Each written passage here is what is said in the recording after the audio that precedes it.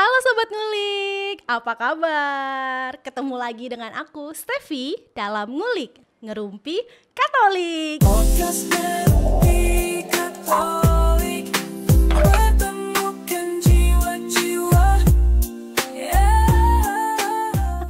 Oke, Sobat Ngulik, gak kerasa nih, kita udah masuk bulan November. Kalau bulan September kan bulan Kitab Suci Nasional. Oktober bulan Rosario. Bulan November bulan apa nih coba? Coba tolong jawab dulu di kolom komentar. Nggak boleh cheating. Jangan dengerin aku ngomong dulu baru kalian jawab. Ayo coba apa? Oke, aku hitung sampai 3 ya. 1, 2, 3. Oke, udah ya semua. Aku kunci jawabannya. Untuk bulan November sendiri, bagi gereja Katolik memang dikenal sebagai bulan arwah. Bulan dimana kita berdoa dan mengenang jiwa orang-orang beriman yang sudah meninggal. Tahu dong hari ini aku mau bahas apa? Tentu saja aku hari ini akan bahas tentang api penyucian. Namun aku tidak sendiri karena saya tidak mampu menjelaskan materi ini sebenarnya. Oleh karena itu kita sudah mengundang diakon kesayangan kita, karena diakon kita memang cuma satu. Diakon Henrikus Prasojo. Hai Diakon. Oke, Diakon Pras apa kabar? Luar biasa. Luar biasa. Aku diberkati, kamu diberkati, semua diberkati. Mantap, baik. Terima kasih loh Diakon sudah Yes. bersedia hadir kembali. Kembali. Ini udah keberapa sih Diakon? Baru yang kedua. Baru yang kedua. Puji Tuhan belum kapok sama ada tanda-tanda trauma ya. Ya, puji Tuhan. Soalnya selalu ada snack sama minum ini Oh malah. iya, puji Tuhan. Hari ini bean bag-nya enak sih. bean bag-nya enak ya. Diakon, mantap. Rajin-rajin datang dong kalau gitu ke Iyalah. Ngulik. Siap. Siap. Nah, hari ini karena ada Diakon Pras, kita menyiapkan kudapan. Enggak. Oh, enggak ya, bukan Tenang, gara-gara ini gua. sponsor, bukan. Ini sponsor Diakon. Gua kira gara-gara gua datang lagi. Jangan keburu seneng dulu. Oke, kita hari ini dapat sponsor nih dari UMKM Umat SMI. Namanya Mama Knowledge Kitchen. Kita cicip dulu sih kali Diakon. Ini aku udah lihat dari tadi. Astaga naga. Cuman aku kayak sayang gitu loh, kayak ini mie cantik Ini banget. apa sih? Ini mie apa bakso sih? Itu mie ayam gitu loh. Nih Diakon, aku bagi. Iya. Kita Kok gue dikasih piring doang? Iya, ini sendoknya. Oh.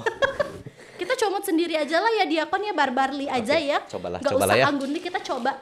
Ini aku sebenarnya udah mau cobain Diakon, cuman aku takut. Aku comot satu. Ini aku makan brokoli. Ih, lucu banget. Ini lucu banget sih teman-teman. Bentuknya beneran kayak brokoli gitu. Kayak ini mie gitu. Yang ini ada tulisan nguliknya ya guys. Tada! Ini lucu banget sih Diakon. Ini tuh enak. Bisa padahal gue gitu malam-malam. Ada, aku mau ininya wortelnya boleh nggak? Apa nih ayam? Ayam goreng? Oke. Karena lu mau ngambilin gue jahat emang. Ya, silakan. Kita di sini mandiri ya dia. Gue kira dia udah jadi istri orang makin baik gitu ya. Karena istri orang tidak boleh dengan laki-laki. Ini aku makan, aku sambil ngobrol nggak apa-apa ya? Boleh. Soalnya ini kayak menggugah selera banget. Aku. Oh, oke. Ini harus dikocok dulu. Ya maaf, nggak tahu. Gitu. Cek. Nah, gitu. Cek. Ini sih lucu banget, sumpah. Teman-teman ngulik Iya sih. yang penasaran kayak, ih ada apa lagi nih selain flying noodle ini, boleh banget loh cekin Instagramnya di @mama_nolin_kitchen. Nanti aku share di kolom deskripsi untuk titik koordinatnya supaya enggak nyasar. Ini cakep banget sih Diakon. Ini kayak aku kalau enek makan tart buat birthday gitu kayaknya bisa jadi alternatif. Nanti ini ya, ulang tahun gue bulan Juli, boleh lah. Inilah minimal hampers Natal aku ya Diakon ya. Aduh. Bisa ya bulan depan. Gue ngode malah lu yang ngode.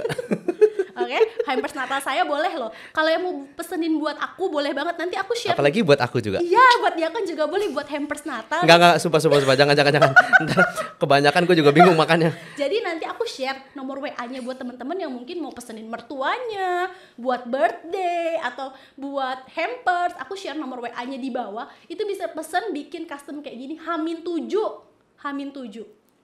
Terus ini ternyata nggak semahal itu tuh Diakon. Aku pikir Oh ya? mahal banget gitu kan kayak. Enggak, buatnya susah, kayaknya pasti mahal sih. Iya, ternyata range-nya tuh cuma 80 sampai 350 ribu. Oh. Kayak menurut aku sih worth it banget sih ini. Iya. Uang saku frater masih cukup sih. Buat hampers saya kan Diakon. Enggak, bukan buat gua lah. Enak aja lu. Udah duit gua terbatas. Ini teman-teman jangan lupa cek Instagramnya Terus kalau mau pesan boleh banget ya, pesan ini enak sih. Steffi approve. Mantap. Buat sponsor UMKM lain, merapat, aku seneng banget kalau ada yang begini. Karena UMKM umat itu kayaknya seru-seru, Iya loh, bagus-bagus loh. Kreatif-kreatif. enak-enak. Terus aku amazed gitu kayak ada yang begini gitu kayak.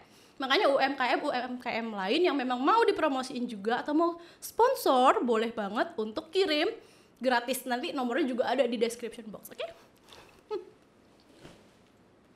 Dia kan sebelum ini jadi konten food vlogging ya. Iya ya, saya kita masuk kok ke jadi bagian ganti topik. Padahal kita mau ngomong api penyucian. api penyucian. Memang harus agak manis-manis sedikit. Iya, Oke. kayak api penyucian ada beginian nggak ya? Belum ada kayaknya ya. Iya, iya, Mungkin iya. teman ngulik yang udah pernah tahu boleh komen di kolom komentar ya. Yang udah pernah coba pergi ke api penyucian, nanti coba di kolom komentar. Boleh. Nah, ini nih, Diakon. Api penyucian. Kalau dalam agama Katolik itu apa sih gitu? Oke. Pertama disclaimer dulu ya guys. Disclaimer nih. Ini kita mau ngomongin satu topik yang kita sama-sama belum pernah ke sono. Gua belum pernah ke sono, Steffi belum pernah ke sono. Mungkin teman-teman yang nonton juga belum pernah ke sono. Kalau ada yang udah boleh di kolom Komen. komentar. Oke, Ya, kasih tahu kami. Kita berniat untuk Gitu. tahu ya. Kepoin. Coba begini, yang kita omongin di sini adalah apa yang kita kenali lewat kitab suci, lalu ajaran-ajaran gereja, dan itu kita yakini dan kita terima sebagai bagian iman kita, gitu ya. Kalau ada yang mau mendebat, kayaknya di surga nggak gitu, ya nanti kita sama-sama ngecek lah, tapi jangan buru-buru ya. Itu tunggu aja waktunya, nanti ada, kita sama-sama tahu kayak gimana sih di sono Kita gitu. ketemuan di sana, Iya, diskusi di jadi sana ya. disclaimernya gitu ya, karena kita ngomongin sesuatu yang ya nanti kita akan tahu pada saatnya. Oke. Kita sepakat ya di sini Iya, teman iya. ngulik ya, sobat ngulik ya. Oke. Oke, tadi pertanyaannya jadi lupa gua.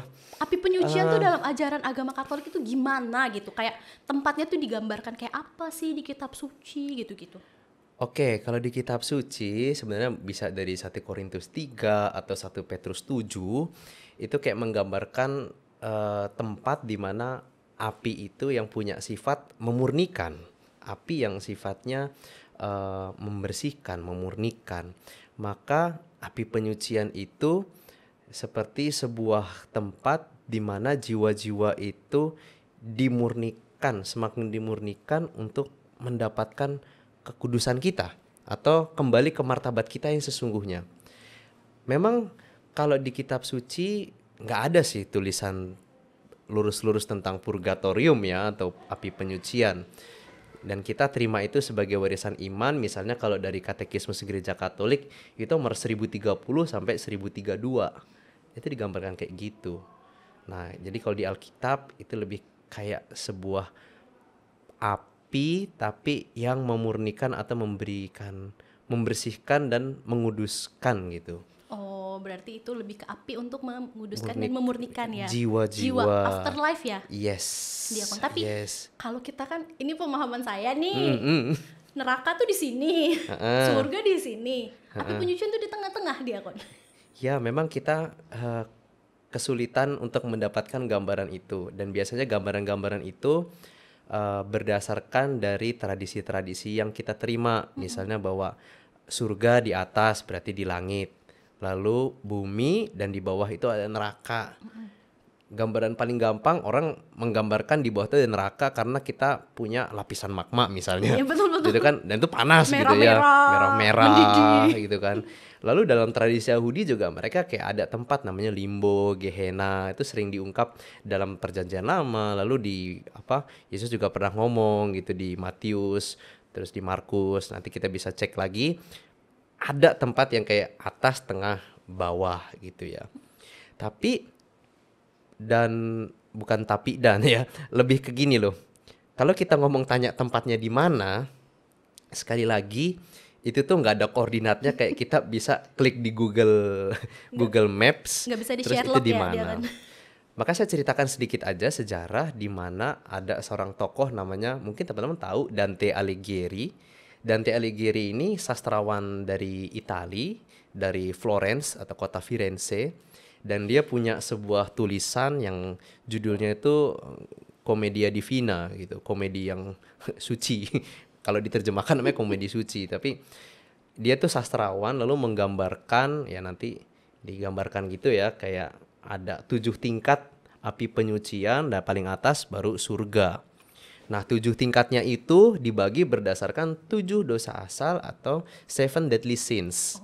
Dan dia menggambarkan dalam Commedia Divina itu kayak nanti api penyucian itu juga sesuai dengan dosanya gitu. Kalau dosanya misalnya tentang hawa nafsu, berarti nanti kayak ada hukuman badan lalu dicambuk atau dibakar kayak gitu-gitu.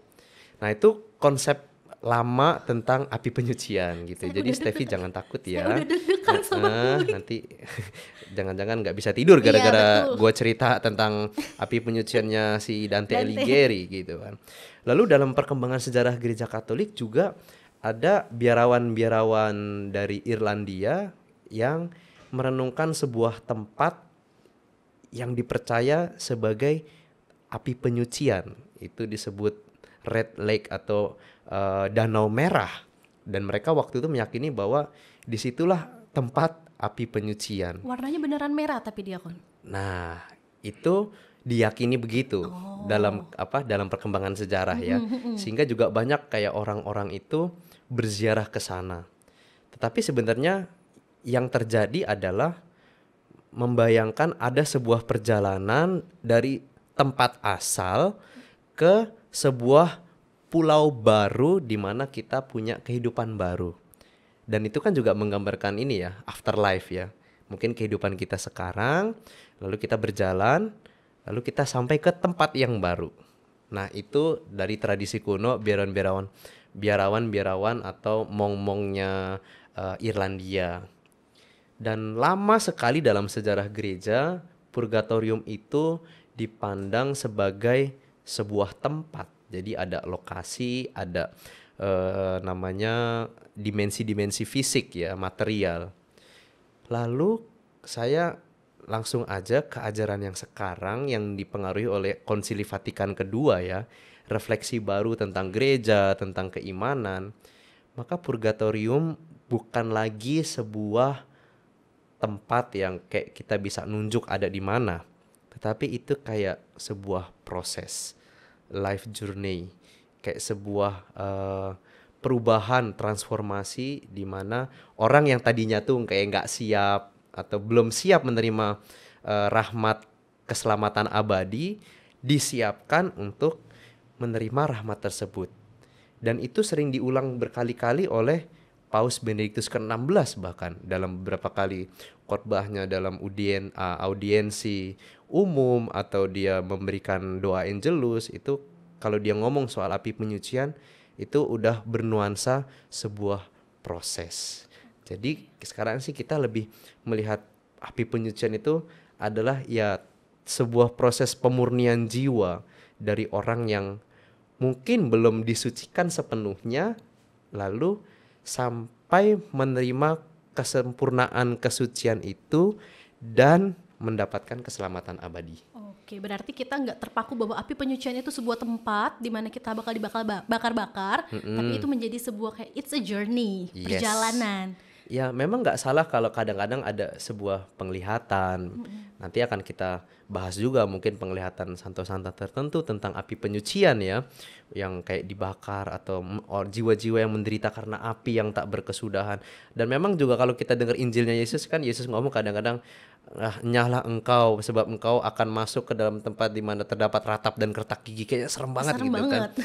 Nah itu bisa diterjemahkan secara harafiah memang ada tempat, tetapi dalam tafsir kitab suci kadang-kadang dipandang juga sebagai sebuah kondisi di mana kita terpisah dari kasih Allah.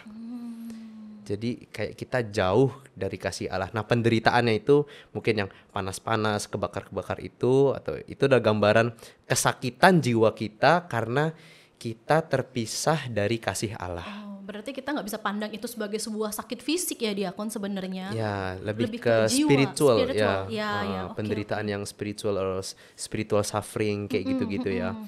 Oke, Diakon, aku mau tanya nih, kalau misalnya masuk api penyucian, itu sifatnya fix nggak, Diakon? Maksudnya dari api penyucian fix ke surga, atau ini trial? Jadi kayak, ya kalau gagal kalian masuk neraka gitu. Itu tuh gimana sih konsepnya gitu? Ada dua kutipan yang bisa kita ingat dalam Injil ya. Yaitu pertama ketika Yesus eh, berjumpa atau ada di kayu salib, lalu di sebelahnya ada penjahat yang bertobat. Minta, jika engkau masuk ke kerajaanmu, terimalah aku. Yesus berkata, pada hari ini juga engkau akan bersama aku di Taman Eden. Tapi ada juga sebenarnya dosa-dosa yang Yesus bilang itu nggak bisa diampuni. Kayak dosa-dosa yang menentang Roh Kudus. Betul. Yesus itu bilang, kalau nggak salah Yesus bilang, barang siapa menentang menyangkal Roh Kudus, ia tidak akan diampuni baik di sini maupun di kehidupan yang akan datang. Jadi ada dua perspektif. Tetapi dalam refleksi saya dan juga saya yakin kalau kita ikut refleksinya Paus Fransiskus, bagaimana ia mengajak kita untuk merenungkan kerahiman Allah di tahun 2015-2016, kita percaya bahwa Allah itu punya kemurahan hati yang nggak bisa kita gambarkan, yang kita nggak bisa kotak-kotakan atau kita ya sempitkan dalam satu sudut pandang tertentu. Ingat nggak di YouTube itu pernah viral, Paus Fransiskus ditanya seorang anak kecil, ya, anak kecil itu dia bertanya ke Paus Fransiskus,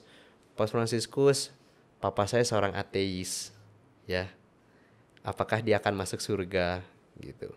Lalu Paus Fransiskus menjawab, siapalah saya untuk mengatakan dia akan masuk surga atau enggak. Tetapi karena papamu mendidik kamu, membiarkan engkau dibaptis dan berbuat baik, pastilah kemurahan hati Allah akan berbicara. Jadi ya gimana ya, itu dua perspektif yang memang ada dalam ajaran kita, terkesan ambigu, tetapi saya lebih meyakini bahwa kita harus percaya pada kerahiman Allah yang tak terbatas itu, gitu. Oke. Jadi kalau dibilang fix apa enggak ya nih, Kita nggak tahu ya. kita fix apa enggak api penyucian bagaikan trial atau enggak, memang saya yakin pasti lulus. Karena semakin orang merasakan kasih Tuhan, itu pasti dia akan semakin mengamini, oh ya saya dikasih. Kecuali emang orangnya itu ya memang bebal sama sekali ya. Nggak percaya udah Nggak percaya sama sekali, bahkan udah ditawarin misalnya kayak udah dibuka pintunya gitu, tapi dia nggak mau masuk. Iya. Itu Nggak bukan suka salah sih. Tuhan kan? Iya, betul. Itu bukan salah Tuhan kan? Pilihan. Lo ada tawaran misalnya masuk gratis Dufan gitu ya. Udah masuk gratis nih Dufan nih. Tapi lu nggak mau masuk, ya kan bukan salah yang buka pintu, Iya, betul. yang ngasih gratis Iya, kan? betul. Salah orang yang nggak mau masuk. Iya, betul. Why gitu? Udah dikasih. Iya udah dikasih nih, ini kemurahan hati Allah, pintunya udah dibuka gitu, kerahimannya udah dibuka, terus lu nggak mau masuk. Ya kayak gitu mungkin yang menjawab ya.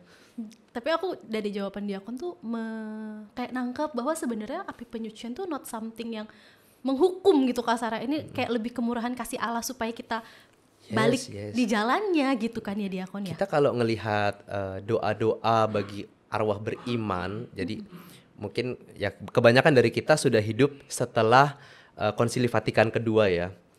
Jadi dalam berdasarkan studi itu kalau membandingkan ritus doa arwah sebelum Konsili Vatikan kedua dan sesudah Konsili Vatikan kedua, itu akan ada perbedaan yang signifikan, yang kelihatan banget.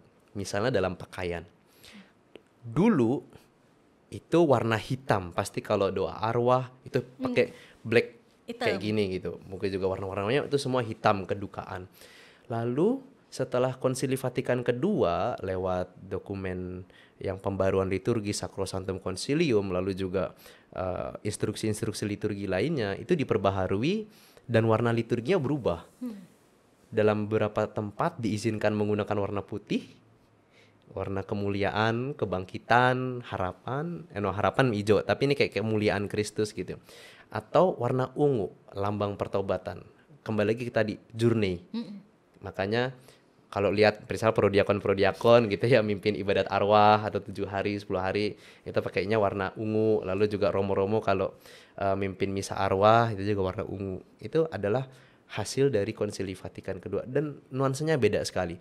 Dulu itu doa kepada arwah atau jiwa-jiwa itu didominasi dengan doa-doa mohon belas kasih karena kita sedang masa hukuman, kita layak untuk ibarat diajarin keras Dihukum gitu. dihukum miserere Dei kayak gitu-gitu.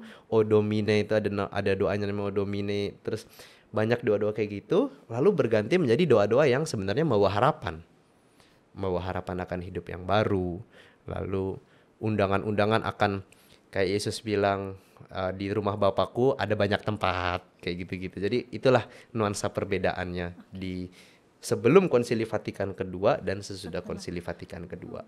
Nah itu menarik tadi Diakon bilang soal doa nih, doa. Nah kalau untuk orang yang sudah meninggal, perlu nggak sih tetap kita doakan gitu? Ya, kita perlu mendoakan karena kita belum tahu pasti kesiapan seseorang untuk menghadap Tuhan ya. Kita nggak pernah planning kan, besok saya mau mati hari Jumat depan jam 10 gitu kan, direncanain terus. Jadi sebelum hari Jumat jam 10 ya mungkin jam 8:30 saya panggil Romo, ngaku dosa, terus minta bekal suci viaticum.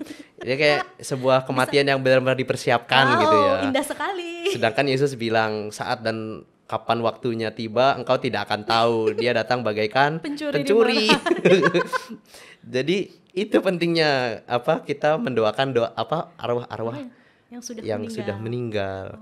Karena kesiapan itu mungkin belum tentu semuanya siap menghadapi itu. Berarti tetap perlu ya Diakon Perlu kita didoakan. doain. Itu Diakon kalau misalnya kayak dari Alkitab gitu kita mendoakan orang yang sudah meninggal untuk membantu supaya ibaratnya lebih lancar nih jalannya di sana. Itu tuh dari ayat mana sih Diakon? Sebenarnya kalau doanya seperti apa itu kita bisa lihat di kitab Deuterokanonika. Buat teman-teman yang belum pernah dengar kitab Deuterokanonika, nanti cari di Google ya. Silahkan buka Alkitabnya masing-masing atau itu buka ada e-katoliknya. di bagian tengah-tengahnya Alkitab kita gitu ya, gitu. Set. Nah, nanti ketemu deh kitab Deuterokanonika khususnya 2 Makabe. Di mana Makabe itu juga memberikan kesaksian tentang mendoakan arwah-arwah yang telah meninggal. Dan doanya seperti apa gitu ya? Doanya seperti Iya, apa? doanya seperti apa tuh Diakon yang ampuh gitu. Yang jelas Dianjurkan. di buku-buku ibadat gereja itu sudah disediakan. Dan biasa kita punya buku ibadat yang sudah disediakan itu ya, ada agak tebal gitu. Yang intinya sebenarnya memohon kerahiman Allah supaya si jiwa-jiwa ini yang mungkin menghadap Allah itu di saat dia nggak siap, itu juga agak ambigu sih, karena yang manggil kan Tuhan ya. Iya, betul.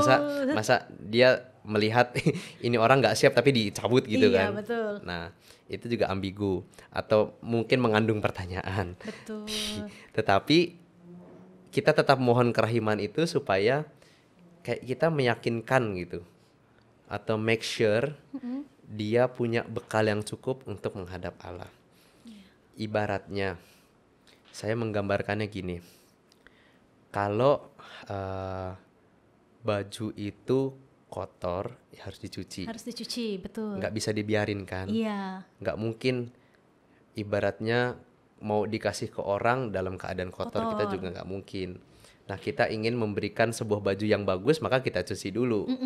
Nah kita mau mengantar saudara-saudara kita yang sudah meninggal ini ke hadapan Allah, maka kita bantu dengan pemurnian dari doa-doa kita. Ya Tuhan, ampunilah dosa-dosanya. Jika ada sesuatu yang masih mengganjal dalam hidupnya, maka terimalah dia sepenuhnya, kayak gitu-gitu. Jadi sebuah doa-doa yang kiranya memang memohon kerahiman Allah, kemurahan hati Allah gitu. Oke, Diakon, kalau di bulan arwah ini ada sobat ngulik yang mungkin mau mendoakan kerabat-kerabat terkasihnya. Doa apa sih yang dianjurin Diakon? Kayak misalnya rosario atau doa kerahiman ilahi atau koronka atau apa? Saya satu berdoa rosario tetap. Mm-mm. Karena kemarin kita lewat bulan rosario ya. Betul. Ya kan? Aku tuh pernah nemu di Google sebuah gambar yang bagus banget. Di mana ada Santo Petrus itu lagi nungguin pintu sorga. Dia nungguin gini kan pintu sorga. Ternyata di belakang itu ada Bunda Maria lagi nurunin rosario.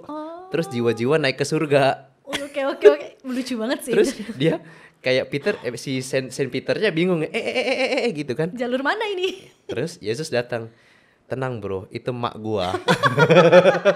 Kayak kita punya orang dalam. Kita punya orang dalam. Yang udah kayak lewat doanya Bunda Maria, kita terbantu untuk sampai ke kerajaan surga. Logika paling gampang, kita menghormati Maria sebagai ratu surga. Masa dia nggak bantu kita untuk masuk kerajaannya? Betul. Jadi doa rosario pasti. Apalagi kalau doa rosario, kita doakan itu doanya penampakan di Fatima, ya Yesus yang baik, Iya, ampunilah dosa-dosa kami, selamatkanlah kami dari api neraka, dan hantarkanlah jiwa-jiwa ke dalam surga, terutama mereka yang sangat membutuhkan kerahimanmu. Jadi itu otomatis mendoakan diri kita sendiri, tapi juga mendoakan mungkin ya itu tadi jiwa-jiwa yang memang belum siap. Lalu yang berikutnya itu ya doa koronka kerahiman ilahi, memohon kerahiman Tuhan gitu kan. Itu udah jelas dari teladannya Santa Faustina. Pasti mungkin di paroki kita juga ada kelompok kerahiman ilahi KKIK. Itu bisa bergabung dengan kelompok ini kalau emang lebih mengenal devosi kerahiman ilahi gitu ya. Karena kalau saya jelasin di sini ntar jadi panjang lagi gitu Kayaknya kan. kita harus panggil Iya, itu kerahiman nanti ilahi nih kerahiman buat ke ngulik nih ya. ilahi, ya. Siap-siap. Siap-siap. Siap-siap mendapat telepon dari Atau ngulik. ditelepon sama Steffi. Gitu ya, ya doa-doa itulah menurut saya. Doa-doa itulah ya kira-kira yang kiranya kita daraskan di bulan ini ya Diakon. Betul. Dan makanya kan uniknya ya, bulan arwah itu dilaksanakan setelah bulan rosario. Iya. Jadi jangan salah kira. Jadi udah bulan rosario tanggal 31 gitu ya. Penutupan bulan rosario. Lalu rosario ditaruh lagi di kamar sampai berdebu. Aduh. Menunggu bulan Maria. Jangan sampai menunggu bulan Maria. Tetaplah setia berdoa rosario, mohon penyertaan ataupun pendampingan Bunda Maria. Gitu. Diakon, kalau misalnya kita wujud dalam misa gitu, kita rayakan dalam misa doanya gitu, atau kayak tanggal 2 kemarin kita ada perayaan orang beriman ya, peringatan untuk semua orang beriman gitu. Nah, itu tuh nilainya lebih gede daripada kita doain sendiri kah, efeknya, manjurnya, atau sama aja gitu dia kan? Jangan sobat ngulik, kita kalau berdoa jangan membayangkan mesin ATM. Oke. Lu masukin kartu, pip, terus pencet nominal, pip, keluar duitnya. Konsep doa nggak pernah begitu ya. Jadi kita bukan, ketika kita berdoa misa itu kita bukan, itu kata Romo Andri sih dulu, dia ngajarin saya waktu saya masih awal-awal masuk frater. Aduh, sorry goyang mie-nya, untung nggak jatuh. Dia ngajarin bahwa doa kita itu jangan kayak orang datang ke mesin ATM, masukin kartu, pencet nominal, keluar duit. Iya kalau ada duitnya, enggak, maksudnya gitu. Ketika kita ngomongin ini, mana yang lebih manjur atau enggak? Satu yang jelas mendoakan lewat intensi misa, ya. Karena di bagian doa syukur agung itu ada bagian khusus mendoakan arwah di bagian tengah-tengah. Ingatlah akan hamba-hambamu, terus disebut namanya, yang telah berpulang, sebagaimana ia telah mati bersama Kristus, semoga ia bangkit bersama Kristus. Itu bisa diperhatikan di doa syukur agung kedua, jadi yang setelah anamnesis itu. Lalu, dan kenapa Ekaristi yang paling tinggi? Karena Ekaristi itu adalah sumber dan puncak hidup umat beriman. Bisa dicek di Lumen Gentium 11 dan Sacrosanctum Concilium nomor 10. Kalau yang mengatakan bahwa Ekaristi itu adalah sumber dan puncak hidup orang beriman kita. Cuma juga bukan berarti kayak semuanya dimisain gitu. Sehari pas meninggal di misa requiem, habis itu pelepasan jenazah misa lagi, Terus nanti tutup peti, misa Misa lagi. 3 Terus hari. nanti masuk ke kubur atau di krematorium, misa Lagi, lagi. betul. 3 hari, misa lagi. Kenapa sebaiknya jangan? Karena sekali diintensikan, rahmatnya itu cukup banget. Oh, Malah kita yakin bahwa dengan sekali misa itu, Allah sudah menurunkan rahmat terbesarnya saat itu. Jadi ibaratnya kayak misalnya gini, aku kasih Steffi 10.000 gitu kan. Tapi harusnya Steffi bersyukur dong, wih diakon ngasih gue 10.000, Asik nih. jarang-jarang nih diakon ngasih duit gitu kan. Ternyata Steffi masih nggak percaya kalau gue baik. Jadi minta lagi, bagi 10.000 lagi dong, kasih lagi nih. Terus bagi 10.000 lagi dong, kasih lagi. Kan kurang ajar. Jadi maksudnya bukan berarti minta misa terus itu kurang ajar, tapi intinya rahmatnya itu sudah cukup. sudah cukup. Sehingga kita yakin dengan iman kita ketika sudah diintensikan, Allah sudah mencurahkan rahmatnya sebesar-besarnya kepada jiwa yang kita doakan itu. Lalu untuk mendukung atau yang memberi nutrisi dari misa itu, baru kita mendoakan. Mungkin pas 7 hari kita doakan lagi, tapi ya nggak harus misa, bisa dengan ya ibadat arwah biasa ataupun doa di rumah, doa di keluarga gitu. 7 hari, 40 hari, 1000 hari. Nah, itu kan juga sebenarnya kan kadang-kadang itu konsep budaya juga ya. Ada 3 hari, 7 hari, 40 hari, setahun 1000 hari. gitu kan. Padahal kalau kita juga mau percaya banget sama kata-kata Tuhan Yesus, hari ini juga engkau akan bersama aku di Taman Eden. Iya. Berarti secara doa tuh sebenarnya nggak ada kayak obat ya, diakon kayak ini lebih manjur daripada yang ini. Enggak. Karena kayak semua doa tuh berkenan bagi Berkenan Allah. bagi Yang Allah. penting hatinya. Betul. Betul, yang penting hatinya kan diakon. Yes. Jadi kalau mau dimisain ya bagus, cuman Sekali. iya, cuman nggak Sekali harus aja cukup, dimisain nggak usah misa terus, Doa gitu. sendiri juga sama aja kan diakon, yang Iya. penting hatinya. No, bukan sama aja. beda? Bukan sama aja dalam arti tertentu. Hati-hati. Tetap ya. Tadi Ekaristi adalah sumber dan puncak hidup beriman. Oh, oke. Maka dia kastanya tertinggi. Oh, oke, baik. Kastanya tertinggi. Cuma jangan yang kasta tertinggi itu kita nggak percaya bahwa itu adalah kasta tertinggi. Kita kayak lebih tinggi lagi, coba lebih tinggi Maka gitu. jadi misalnya harus 2 kali, 3 kali, 4 4 kali, kali. 5 kali gitu. Kayak orang ngumpulin permata gitu. Oke. Ya atau mobil lah gitu ya. Mobil udah bagus satu, nambah lagi. Padahal kan sama-sama buat jalan. Betul. Gitu. Diakon, kalau saya mau tanya nih, kalau saya bacakan purgatorium itu untuk memurnikan orang-orang yang beriman. Kalau orangnya tidak beriman, boleh nggak saya doain? Maksud saya, boleh nggak saya doain? Atau misalnya saya punya kerabat, tapi dia mungkin nggak punya kepercayaan yang sama dengan kita, boleh nggak kita doakan dengan semangat yang seperti itu gitu? Oke, ini pertanyaan menarik. Saya jawab dengan perumpamaan deh. Baik. Kamu punya 5 permata. Dan kamu yakin permata ini adalah harta yang berharga banget. Maka kamu simpan, kamu rawat, kamu jaga sebagai milikmu. Bagi orang lain mungkin itu nggak penting. Jadi dia nggak nengok permatamu. Tetapi dengan keinginanmu atau kemurahan hatimu, kamu berikan permata itu ke orang lain. Dia senang dong. Senang. Jadi saya menggambarkannya kayak begitu. Memang kita mendoakan arwah orang beriman dalam arti tertentu, berimannya sama kayak kita ya, beriman Katolik. Lalu kita punya anggota keluarga yang bukan Katolik, boleh nggak kita doain frater atau diakon? Ya memberi sesuatu yang baik, masa nggak boleh? Betul. Ya nggak sih? Betul. Kalau kita yakin mendoakan dia itu nanti hasilnya baik, masa kita nggak boleh? Iya, iya.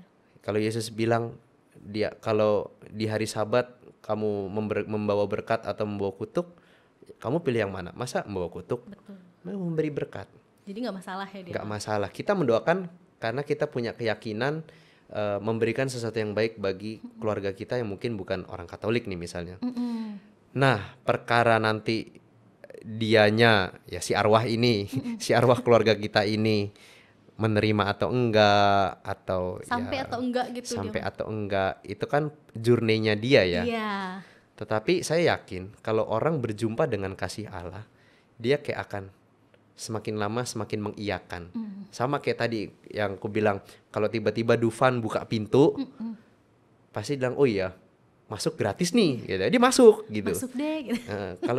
Tapi kalau dia menolak ya dia nggak masuk Iya, gitu. oke. Jadi dengan doa kita kan juga mungkin kayak seperti kita memperkenalkan kerahiman Tuhan ke dia, lalu Tuhan sendiri yang menunjukkan ke si arwah ini. Memang ini kayak membayangkan gitu ya.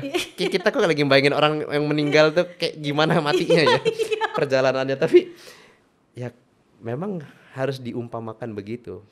Maka bagi saya nggak ada salahnya mendoakan arwah keluarga yang memang mungkin nggak seiman sama kita. Tentu saja kita yakin dan percaya Tuhan Yesuslah satu-satunya jalan kebenaran dan hidup, karena bilang akulah jalan kebenaran dan hidup.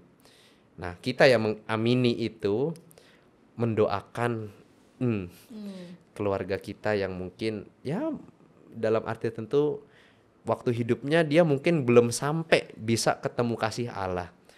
But somehow siapa yang tahu ternyata di afterlife dia langsung ketemu Yesus. Oh iya ya, bener juga ya. Ternyata begitu gitu. Ternyata anak gue doain gue bener, Yesus adalah jalan kebenaran dan hidup gitu ya. Oh iya, dia yang nyambut gue di surga kan gitu. Akulah pintu gitu. Barang siapa masuk melalui aku ya akan diselamatkan. Oh iya bener, dia pintu. Somehow ya. Iya. Belum dengar testimoni langsung ya di akun Makanya ya tadi kita ya. teman-teman kita cek komen deh. Iya, kita Ada cek nggak komen yang ya. pernah gitu ngecek ke atas gitu apa? lihat. Kayak open house ya. Iya betul. Apa touring. Kita cek kolom komentar nanti. Siap. Oke, Diakon, kalau gitu aku mau denger nih kesaksian. Kesaksian dari Santo dan Santa. Mungkin yang paling terkenal yang kasarnya gini. Sobat ngulik sampai nggak tahu. Gitu. Kamu harus tahu ini nih kalau ngomongin api penyucian gitu. Kesaksiannya siapa? Kalau yang paling terkenal yang saya tahu dan saya sendiri mendoakan ya. Tadi saya mendoakan kerahiman ilahi, yaitu dari Santa Faustina Kowalska. Santa Faustina itu sering disebut sebagai rasul kerahiman ilahi karena dia mendapatkan penglihatan dari Tuhan Yesus, penglihatan tentang surga bagaimana, neraka bagaimana, jiwa-jiwa di api penyucian. Oke, tentang bagaimananya aku lengkap, tapi penting untuk kita tahu si Santa Faustina Kowalska ini dia itu mengajak kita untuk selalu mohon kerahiman Allah bagi jiwa-jiwa. Dan ini ada di salah satu buku hariannya. Saya memang nggak hafal ya karena buku hariannya banyak banget. Oke. Jadi saya baca aja ya. Boleh.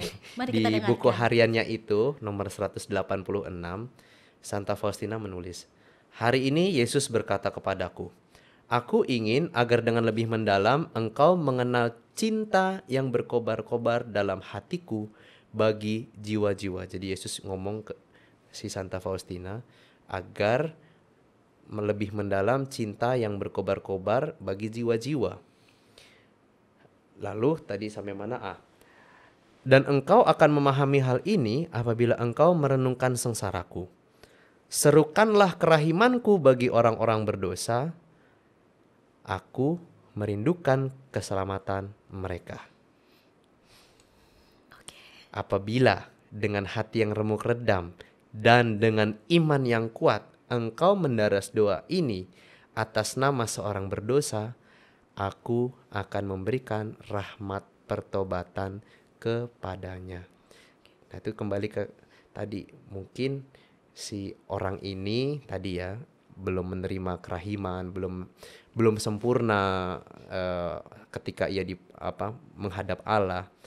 Tapi karena doa-doa kita, Allah memberikan atau Tuhan Yesus memberikan rahmat pertobatan bagi doa jiwa yang kita doakan itu. Wah, ini kayaknya habis ini saya mau baca soal Santa Faustina ya, Diakon ya. Sobat ngulik juga jangan lupa search di Google Santa Faustina gitu. Jadi supaya lebih dalam nih, oh ini loh api penyucian. Bisa dibeli loh bukunya di Google Play Books. Oh iya, ada ya dia. Bukunya itu apa tuh? Judulnya Diari Santa Faustina, coba nih. Nah, itu. Nanti ya betul. Diari buku harian Santa Faustina. Bestseller. Nah, bisa jadi rekomendasi Penerbit Sobat Kanisius. Ngulik. Nah, bisa jadi rekomendasi bacaan Sobat Ngulik selama bulan November ini nih, supaya Yes. semakin dalam mengenal soal api penyucian, surga dan nerakanya gitu. Yang penting kerahiman ilahinya. Kerahiman ilahi, betul. Jangan cuma surga Neraka. nerakanya, api penyuciannya, ntar berhenti ke Iya, serem-seremnya. betul, nanti Lupa nggak bahwa bisa tidur. kerahiman Allah. Oke, Diakon, aku mau tanya sama Yes. Diakon. Diakon sendiri sebagai seorang diakon pasti banyak dong pengalamannya mendoakan arwah-arwah. Ya, ya, Itu ya. boleh nggak sih ceritain sama kita nih? Saya sebagai sebuah pengalaman, saya nggak akan sebut namanya, tapi ini adalah sebuah pengalaman di mana oma ini sebenarnya punya anak. Lalu dia sakit, tetapi anaknya tidak pernah mengunjungi dia. Sendirian berarti Diakon? Ya, kebetulan ada bidan. Jadi anaknya memang menyewakan bidan. At least anaknya menyewakan bidan, tapi anaknya nggak pernah mengunjungi dia. Dan ketika meninggalnya, dia minta orang lain untuk menguburkan. Jadi si oma ini, ya aku nggak tahu what happened with their family, what happened inside ya. Ada apa di keluarga mereka sehingga sampai kejadian begitu. Sehingga aku merasa kasihan sama oma ini. Dan aku berdoa bagi jiwa oma ini supaya tenang. Ketika berdoa itu, saya mohon ampun kepada Tuhan kalau saya pernah mengecewakan orang tua saya. Lalu saya bawa oma ini, dan mungkin kalau memang si oma ini pernah punya salah dengan anaknya sehingga anaknya sedemikian benci dan gak mau mengurus kematian orang tuanya, please Tuhan, ampuni anakmu, terima dia ke dalam kerahimanmu. Itu doa yang waktu itu memang saya nggak bawa buku doa, tapi mengalir aja dari hati saya yang miris ya. Iya, Kayak betul. semoga jangan sampai oma ini masuk keterpisahan yang selamanya dari Allah dan jiwanya nggak masuk ke dalam kedamaian abadi. Dan saya mendoakan juga si anaknya, semoga anaknya belajar untuk punya pengampunan. Dan ini pengalaman yang bagi saya, memang saya nggak bisa memastikan apakah oma itu sekarang benar-benar di surga atau enggak, tapi saya percaya Tuhan Yesus menerima oma ini ke dalam kerajaan abadinya. Amin gitu ya. Jadi ya sebagai Dalam sebuah ya, pengalaman. Diakon. Saya Ya. cus gitu rasanya. Aduh, Oke, Diakon ini terakhir. aduh, Terakhir. akhirnya. Akhirnya Dia banyak banget pertanyaan sumpah. kayaknya habis ini kapok. Kayaknya kalau sampai kapok ke Ngulik karena Steffi ya, teman-teman. Aduh. Terakhir Diakon. Oke. Boleh nggak kasih pesannya dong buat sobat Ngulik di rumah? Kenapa kita mesti kudu dan wajib untuk mendoakan arwah kerabat kita yang sudah meninggal? Yes, Sobat Ngulik, kita harus ingat bahwa perjalanan hidup kita itu bukan cuma saat ini saja. Kita yakin ada kehidupan sesudah kematian di mana kita akan bersatu sebagai anak-anak Allah. Ya, yang sering disebut perjamuan anak domba, lalu kedatangan Yerusalem yang baru, lalu juga rumah Bapa yang kayak gitu-gitu, sehingga kita ingin mengalami sebuah persatuan dengan semua anggota keluarga kita. Maka kita perlu mendoakan mereka, bukan hanya bagi mereka, tapi juga sebenarnya itu latihan rohani buat kita sendiri, Steffi, supaya kita tuh tahu bahwa hidup ini tuh sebuah peziarahan ya, sebuah proses kayak tadi. Kita ngomong api penyucian, ngomongin surga neraka, tapi kita harus ingat bahwa ini adalah sebuah journey, sebuah life journey, sebuah pilgrimage. Apa sih peziarahan? Aku jadi susah ketemu bahasa Indonesia. Pilgrimage, sebuah peziarahan menuju Yerusalem baru, di mana kita itu bertemu Allah muka ketemu muka, ya, mata berpandang mata. Dan itu sebuah kondisi di mana tidak ada keterpisahan sama sekali antara saya dengan kasih Allah. Maka jangan ragu untuk mendoakan arwah orang beriman, mendoakan keluarga-keluarga kita. Ya, berdasarkan pengalaman saya juga, mungkin kita punya masalah dalam keluarga, tetapi kita punya kewajiban juga untuk menjadi pribadi yang mengampuni. Kalau Allah aja mau mengampuni setiap orang dari kita, ayolah, apapun yang sudah terjadi dengan kita, kalau memang anggota keluarga kita itu meninggal, mohonkanlah Allah kerahimannya agar ia beristirahat dengan tenang. Amin. Amin. Sobat Ngulik, setelah nonton ini semoga hati Sobat Ngulik dibuka supaya pada bulan ini semakin aktif untuk Amin. mendoakan, meminta kerahiman Allah bagi kerabat-kerabat kita yang Amin. sudah berpulang. Yes. Diakon Pras, terima kasih banyak loh atas sharingnya hari ini. Oke, sama-sama. Aku merasa seperti disiram kembali imannya. Semoga nggak basah. Iya, imannya nggak apa-apa basah kan? Oh, imannya nggak apa-apa. Zar. Seperti disiram kembali rasanya. Aduh, aku senang banget hari ini kedatangan Diakon Pras, kita bahas semua muanya. Semoga, aku berharap teman-teman ngulik di rumah juga bisa merasakan basah imannya seperti aku. Sobat Ngulik, sebelum aku closing, aku tadi dapat chat. Aku kan penasaran banget ya. Ini flying noodle jelly ini itu berapa sih gitu, kayak ini kayaknya yang 350 deh gitu, kayak udah ancer-ancer buat hampers.